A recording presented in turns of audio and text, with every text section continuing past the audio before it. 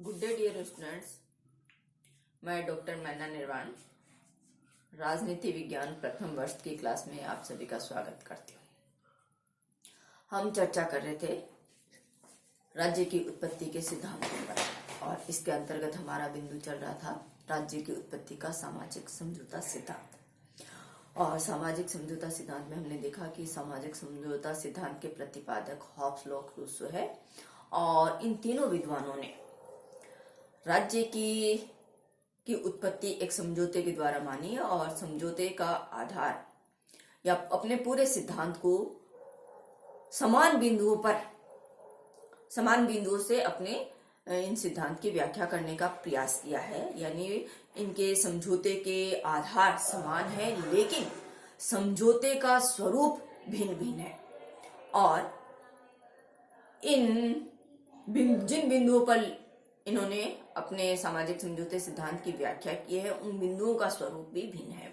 तो हमने मानव, प्रकृति, प्राकृतिक अवस्था और प्राकृतिक अवस्था की कठिनाइयों वाले बिंदुओं पर अब तक चर्चा की है। आज हम इस वीडियो में सामाजिक समझौते का स्वरूप इस पर विचार करेंगे। हमने देखा कि तीनों विद्वानों ने इन्हीं बिंदुओं को लेकर अपने सिद्धांत को समझाने का प्रयास किया है और तीनों विद्वानों ने सामाजिक समझौते के स्वरूप को अलग अलग रूप में इसकी व्याख्या की है। हॉब्स ये मानते हैं कि मानव अपनी आत्मरक्षा की चिंता से ग्रस्त होकर उसने एक समझौता किया और उसने इस आधार पर यह समझौता किया कि मैं अपने समस्त अधिकार समाज को या समस्त व्यक्तियों को इस शर्त पे सौंपता हूं कि आप सभी भी अपने समस्त अधिकार इनको सौंपे। तो हॉब्स के अनुसार सभी व्यक्तियों ने सभी व्यक्तियों के साथ समझौता किया। यानी हॉब्स का जो सामाजिक समझौते का स्वरूप है उसके अंतर्गत प्रत्येक व्यक्ति प्रत्येक दूसरे व्यक्ति के साथ समझौता करता है कि मैं अपने अधिकार इस शर्त पे सौंपता हूं कि आप भी अपने अधिकार सौंपे। तो हॉब्स जो समझौता करता है या जिस समझौते की बात करता है वह समझौता एक ही है। हॉब्स के अनुसार एक ही समझौता किया गया और उसी समझौते से समाज और शासक की उत्पत्ति हुई। यानी प्रत्येक व्यक्ति ने प्रत्येक व्यक्ति को अपने अधिकार सौंपे और उसके तहत समाज और शासक की उत्पत्ति हुई। यहां हॉब्स समाज, नागरिक समाज और या राज्य और शासक में कोई अंतर नहीं करता। हॉब्स के अनुसार राज्य, सरकार और संप्रभु एक ही समझौते के तहत उत्पन्न तत्व है, वह उनमें कोई भेद नहीं करता। हॉब्स यह कहता है कि प्रत्येक व्यक्ति ने प्रत्येक व्यक्ति के साथ समझौता किया और उसके बाद एक व्यक्ति को नियुक्त किया गया, अपने सारे अधिकार, समस्त अधिकार एक व्यक्ति को सौंपे गए इस शर्त पे कि वह आत्मरक्षा, समाज की आत्मरक्षा की गारंटी दे। इस समझौते की खास बात यह है कि हॉब्स का शासक समझौते का अंग नहीं है। यानी हॉब्स के शासक पर समझौते की शर्तें लागू नहीं होती। हॉब्स के शासक ने समझौते में भाग नहीं लिया। समझौता सभी नागरिकों का है और उसके बाद में एक व्यक्ति को अधिकार सौंपे गए हैं कि वह सभी की रक्षा की गारंटी दे। तो हॉब्स के समझौते के बाद जो राज्य उत्पन्न होता है, जो शासक उत्पन्न होता है, वह निरंकुश शासक है क्योंकि उस पर समझौते की शर्त लागू नहीं है। अतः वह सभी समाज के प्रति या राज्य के प्रति उत्तरदायी नहीं है। वह निरंकुश शासक है। उसका उत्तरदायित्व केवल इतना है कि वह सभी नागरिकों की आत्मरक्षा की गारंटी दे। तो हॉब्स एक समझौता करता है, उसी समझौते के तहत वह शासक और राज्य की उत्पत्ति को बतलाता है और इस समझौते के फलस्वरूप एक निरंकुश शासक की उत्पत्ति होती है जिसे हॉब्स लेवियाथन या दीर्घायु या विशाल राक्षस कहता है। अब बात करते हैं हम लोक की। लोक ने ये माना कि राज्य की प्राकृतिक अवस्था में प्राकृतिक कानूनों की व्याख्या करने, उन्हें लागू करने और उल्लंघन करने पर दंड देने वाली संस्था नहीं थी। अतः सभी व्यक्तियों ने एक समझौता किया जिससे नागरिक समाज की उत्पत्ति हुई। हॉब्स दो समझौतों का उल्लेख करता है। हॉब्स कहता है पहला समझौता नागरिक समाज की उत्पत्ति करता है। एक समझौता किया गया जिसमें यह तय किया गया कि राज्य के नागरिकों की संपत्ति, जीवन और स्वतंत्रता की रक्षा के लिए समझौता किया जाता है। उस समझौते के फलस्वरूप एक समाज की उत्पत्ति होती है। उसके बाद में दूसरा समझौता किया जाता है शासक और नागरिक समाज के मध्य।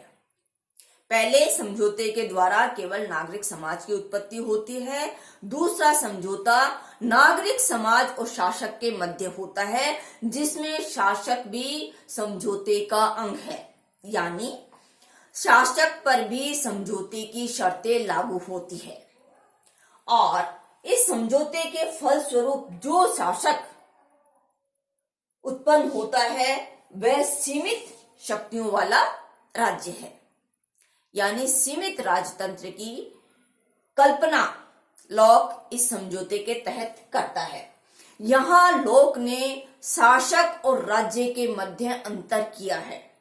पहले दो समझौते का उल्लेख लॉक करता है। पहले समझौते में राज्य की उत्पत्ति होती है, उसके बाद में शासक की उत्पत्ति होती है और इस समझौते के फलस्वरूप जो राज्य उत्पन्न होता है वह सीमित शासक या सीमित शासन है जिसमें शासक भी समझौते का हिस्सा है।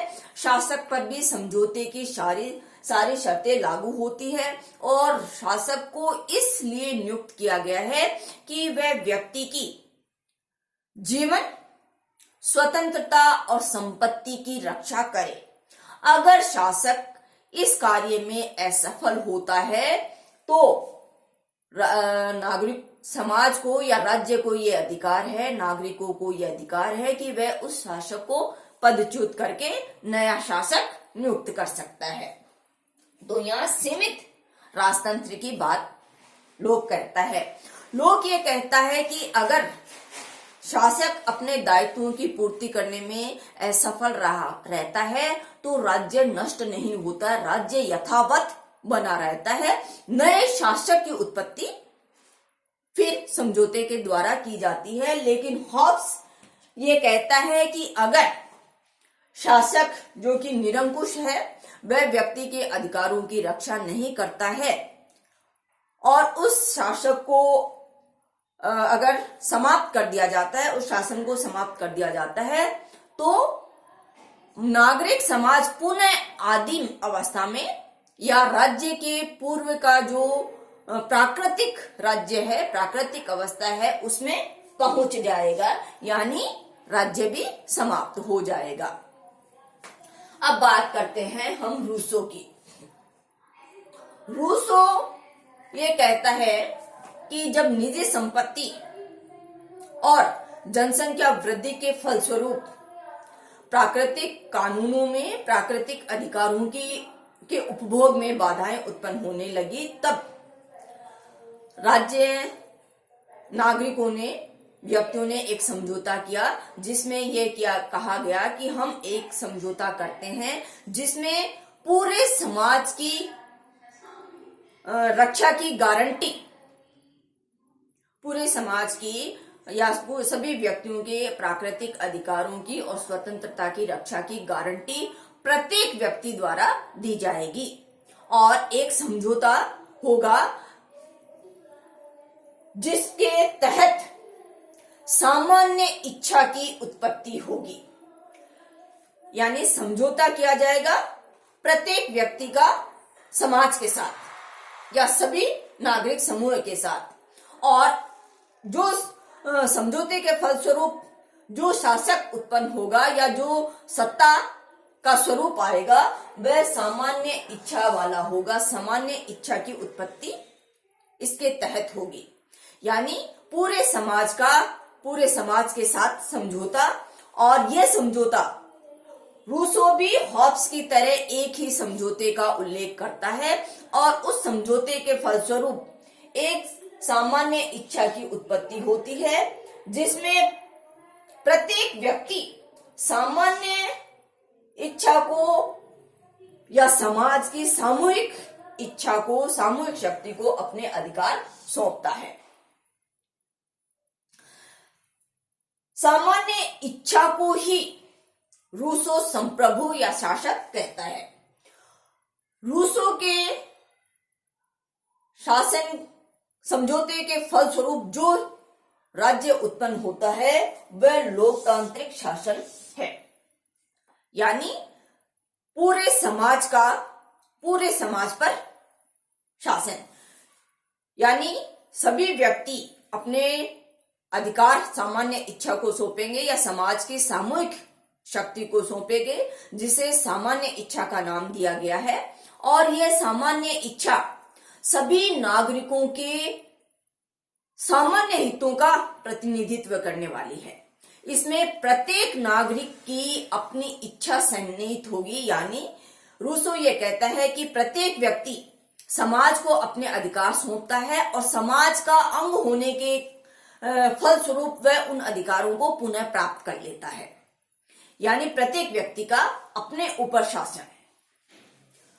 इसमें रूसो ये कहता है कि प्रत्येक व्यक्ति समाज का अंग होने के नाते समाज को जो अधिकार सौंपता है उनकी प्राप्ति वह पुनः कर लेता है, और अगर कोई व्यक्ति अपने निहित स्वार्थों के फलस्वरूप उस कानून का उल्लंघन करता है तो उस पर आरोपित किया जाने वाला दंड भी उस व्यक्ति की इच्छा का ही एक अंग होगा, क्योंकि वह भी सामान्य इच्छा का अंग है, और सामान्य इच्छा का अंग होने के कारण उसकी इच्छा भी उस दंड में निहित है।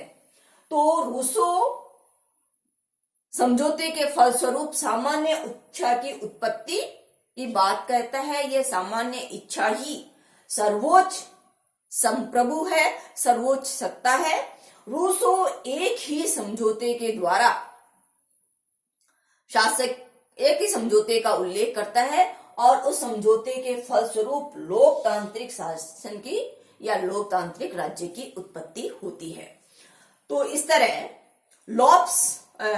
हॉब्स का जो संप्रभु है, हॉब्स का जो समझौते का स्वरूप है वह इकहरा है, और उस समझौते के फलस्वरूप एक निरंकुश राजतंत्र की उत्पत्ति होती है। लोक का जो समझौता है वह दो भागों में होता है, जिसमें एक में नागरिक समाज की उत्पत्ति होती है, उसके बाद में शासक और नागरिक समाज के मध्य समझौता होता है, और इस समझौते के फलस्वरूप सीमित राजतंत्र की या सीमित शक्तियों वाले शासक की उत्पत्ति होती है। रूसो का यह मानना है कि प्रत्येक व्यक्ति अपने समाज का अंग होने के नाते अपने साथ ही समझौता करता है या समाज के साथ समझौता करता है। उससे एक सामान्य इच्छा, पूरे समाज की का जो संप्रभु शक्ति है उसकी उत्पत्ति होती है। उसे ही रूसो सर्वोच्च शासक या संप्रभु मानता है, और इस संप्रभु या इस समझौते के फलस्वरूप जो राज्य उत्पन्न होता है वह लोकतांत्रिक राज्य है। तो ये तीनों विचारकों के अनुसार राज्य का या समझौते का स्वरूप है। तीनों विद्वानों ने अपने अपने अनुरूप, अपनी अपनी कल्पना के अनुरूप समझौते के स्वरूप का उल्लेख किया है। धन्यवाद।